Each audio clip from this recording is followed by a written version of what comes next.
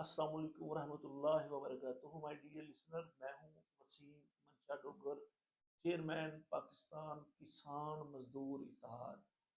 My dear listener, میرا جو آج کا ٹاپک ہے وہ ہے سیاسی استحکام ہوگا تو معاشی استحکام ہوگا۔ سیاسی معاشی استحکام اور سیاسی استحکام کا جو تعلق ہے وہ چولی دامن کا ہے، یا آپ ایسے سمجھ لیں کہ ایک سڑک پہ گاڑی جا رہی ہے اور سڑک ٹوٹی پھوٹی ہوئی ہے۔ آپ اگر سڑک کو سیاست سمجھ لیں اور گاڑی کو معیشت سمجھ لیں، تو اگر سیاسی استحکام یعنی کہ وہ سڑک ٹوٹی پھوٹی ہوگی تو کبھی بھی وہ گاڑی تیز رفتاری سے اس سڑک سے نہیں گزر سکے گی۔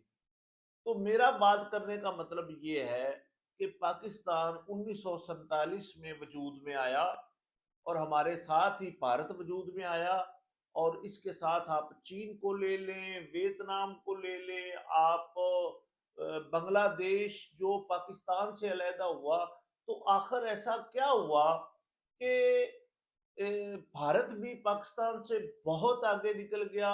چین دنیا کی سب سے بڑی اکانومی بن گئی، اور ویتنام ترقی کر گیا، جس میں حالیہ جو سال تھے ان میں جنگ و جدل جاری تھی، اور بنگلہ دیش ہم سے ہی علیحدہ ہو کے ہم سے آگے نکل گیا۔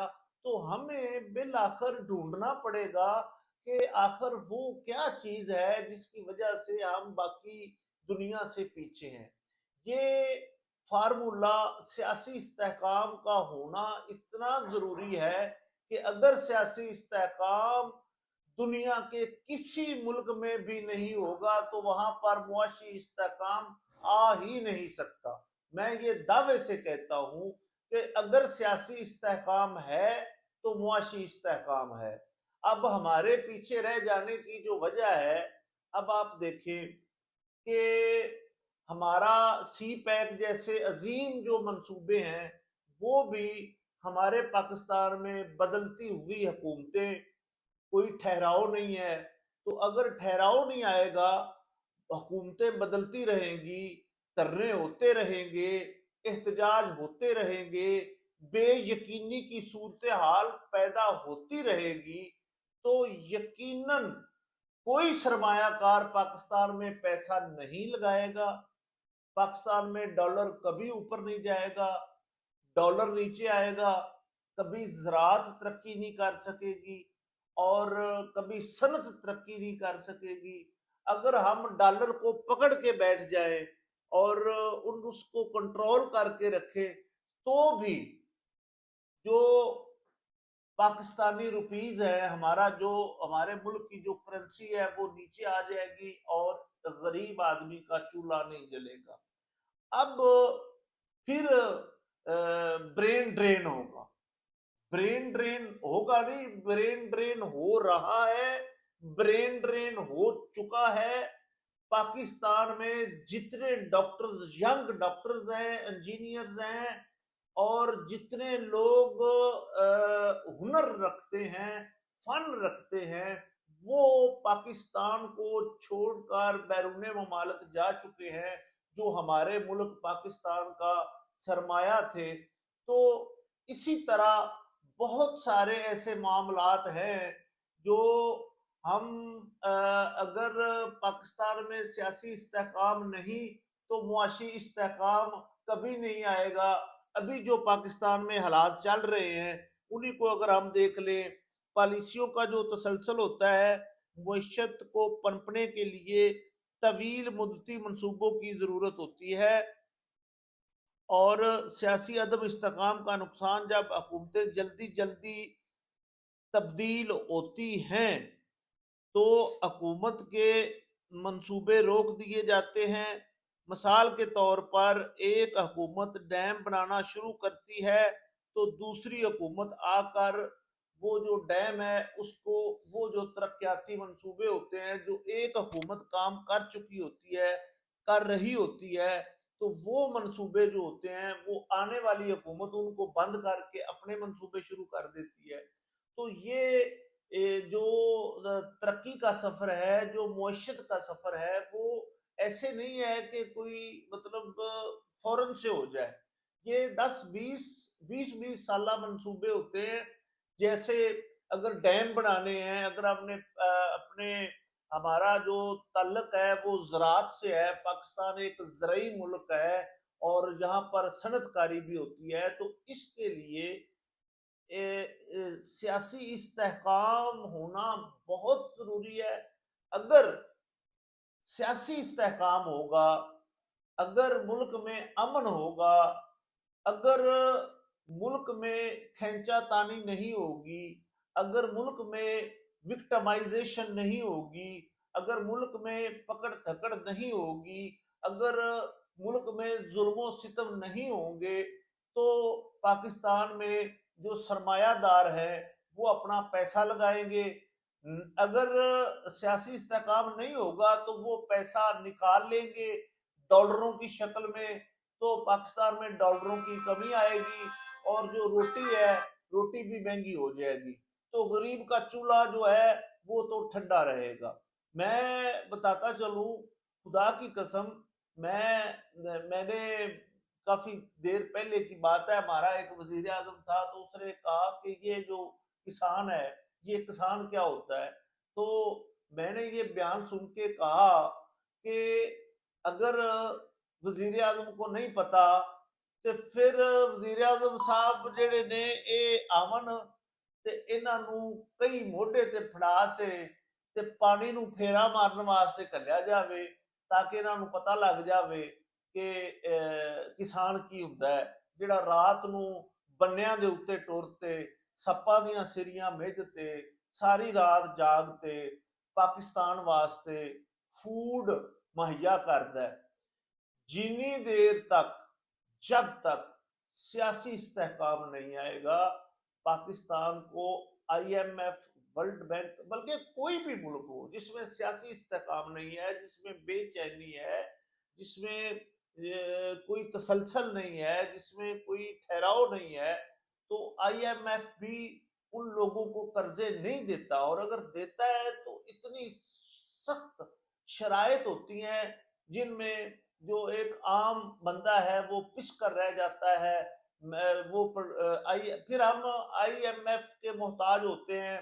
وہ پٹرول کی قیمت کیا طے کرتے ہیں. اب آپ دیکھیں آئی پی پیز کے جو مہنگے منصوبے لگائے گئے ان کا کیا کسان کو، زراعت کو فائدہ ہوا. اب وہ پیسے تو کسان دے رہا ہے، وہ پیسے تو صنعت کار دے رہا ہے، وہ پیسے تو ایک عام آدمی دے رہا ہے، جبکہ وہ مہنگے منصوبے تو ان لوگوں نے نہیں لگائے، اس حکومت نے لگائے. اور لگانے کے بعد اپنے ہی نزدیکی ریلیٹیوز کو، رشتہ داروں کو، اپنے چاہنے والوں کو اور اپنے کک بیکس رکھ کے انہوں نے وہ آئی پی پیز کے جو منصوبے تھے وہ لگائے.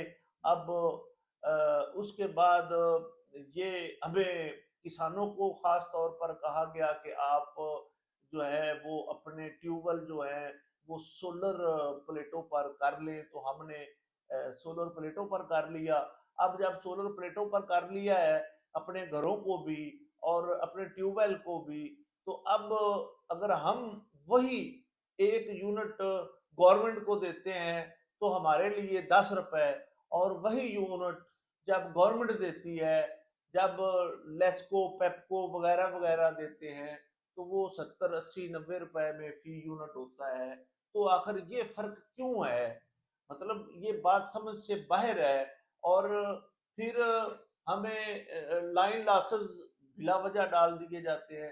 تو میرا بات کرنے کا مقصد یہ ہے کہ جب تک سیاسی استحکام نہیں آئے گا، میری بات سنیں، میں یہ گزارش کرنا چاہتا ہوں کہ آپ ایک عمران خان کو زد میں گرانے کی شکل میں، عمران خان کی ضد میں آپ پورے پاکستان کو نقصان پہنچا رہے ہیں۔ میں حکومت وقت سے مؤدبانہ گزارش کرتا ہوں کہ جب تک سیاسی استحکام نہیں آئے گا، خدا کی قسم معاشی استحکام آ ہی نہیں سکتا۔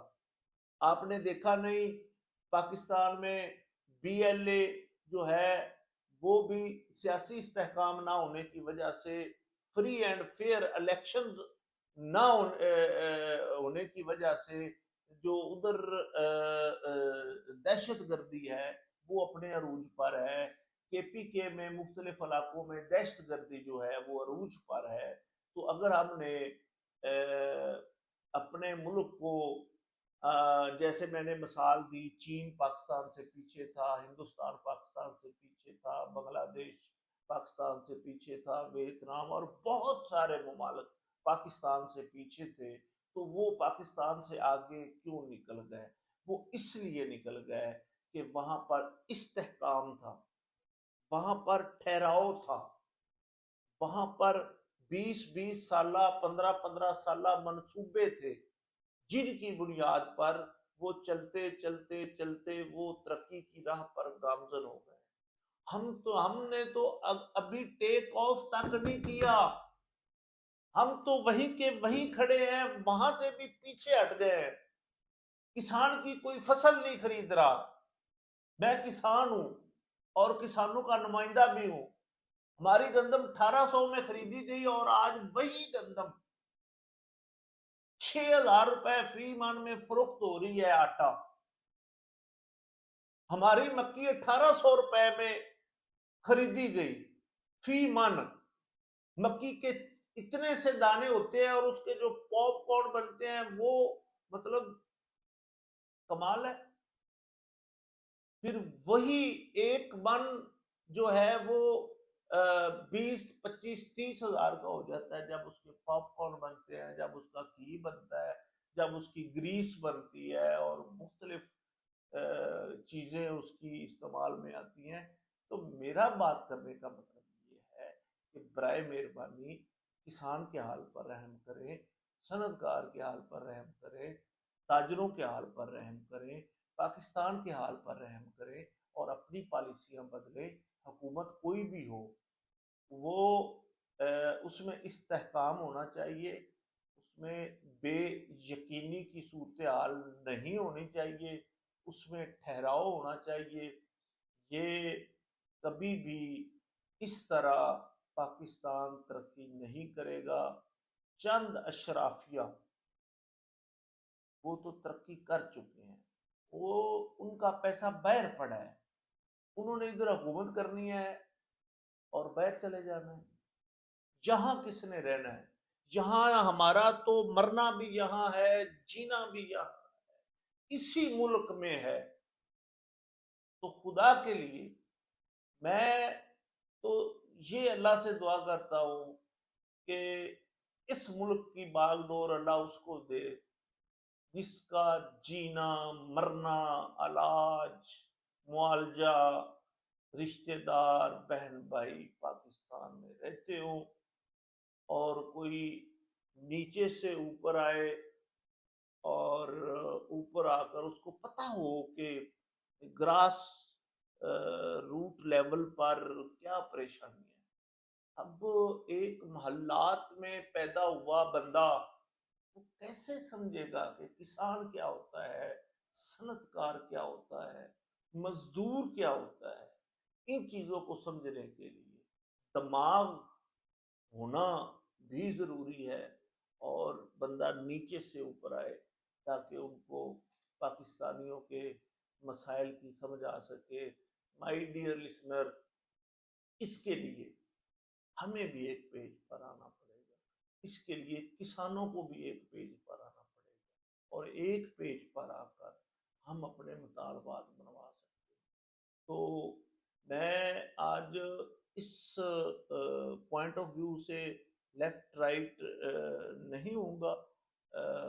پاکستان میں سیاسی استحکام ہوگا تو معاشی استحکام ہوگا۔ اس کا تعلق چولی دامن کا ہے، اس کا تعلق وہ ٹوٹی ہوئی سڑک اور وہ گاڑی کا ہے۔